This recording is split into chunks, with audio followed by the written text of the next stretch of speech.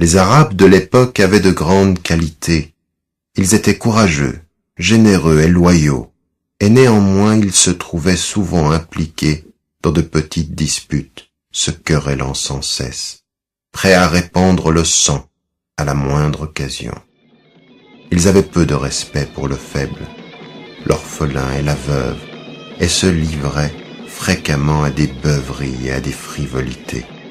À cause de l'important statut donné aux garçons, les pères avaient la détestable habitude d'enterrer vivantes les petites filles qu'ils ne voulaient pas à leur naissance.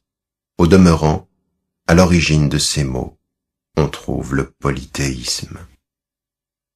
Le polythéisme, le culte des idoles, était pratiqué à l'époque par la presque totalité de la population.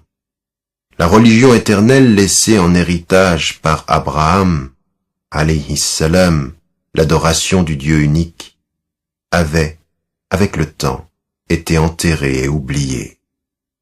Au fil des ans, environ 360 idoles et statues représentant de faux dieux avaient été installées à l'intérieur et autour de la maison sacrée, et étaient adorées comme des seigneurs et des intercesseurs. Même les fidèles de Moïse et de Jésus s'étaient écartés du monothéisme originel d'Abraham, et ils s'étaient divisés en tribus et en sectes séparées. Muhammad sallallahu alayhi wa sallam était une personnalité exceptionnelle. Il ne prit part à aucune des pratiques polythéistes.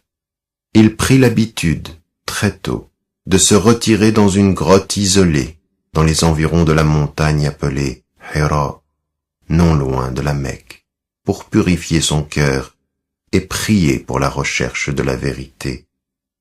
Avec le seul bruit du vent dans sa solitude, il contemplait les signes de l'univers.